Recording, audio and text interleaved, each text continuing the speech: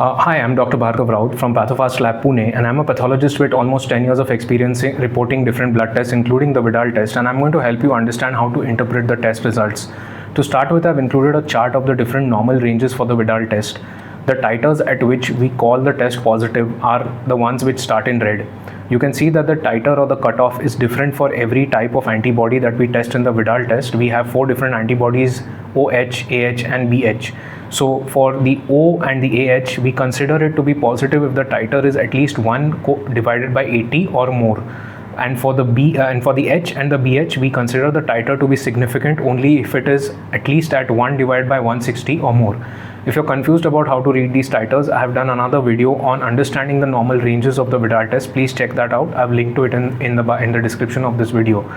Now let's go forward to understand what does actually a positive result mean. Does it actually mean that the patient has typhoid? So a single positive result can have many different reasons for it. So what does a single positive Widal test result mean and how do you interpret it? There are 3 possibilities if you have a single positive Widal test result. The first one is that it could be a false positive.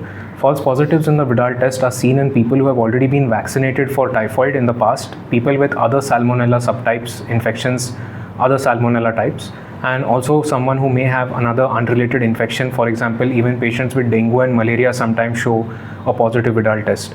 Other than this, there are countries like, for example, in Asia and Africa, which have a very high number of patients who have already had typhoid. The infection is widespread in the general population, and that might itself cause a background false positivity in those countries where we say that the infection is endemic. So in such countries, you have to interpret with caution. It might just be because the infection is already widespread in the population, and so everybody has a certain level of antibodies. Other than this, the test has a specificity of 80%. That means it has few false positives, and so it is relatively reliable to call someone as negative. But you have to remember these things. A single positive result, especially in the first 2 weeks, take it with caution. Try to confirm it with other tests or repeat the Widal test and watch for rising titers. If you have a patient who has a positive Widal test and you repeated the Widal test maybe again after 2 to 3 weeks, and now you find that the titers are higher, the titer is rising, this is a very good sign. That means your diagnosis is right. You have been able to find the patient who has actually got typhoid fever, and a paired positive result is always more confirmatory than a single positive result for Widal. How do you interpret a negative Widal test result? So a negative Widal test can be seen for a variety of reasons. The first and most common is that the test has been done too early.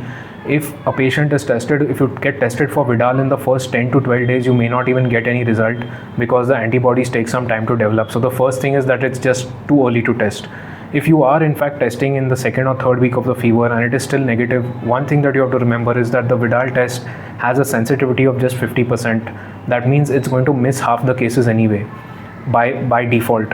So it could be that this person has typhoid, you have typhoid, but the test is just not able to detect it because that is the inherent sensitivity of the test.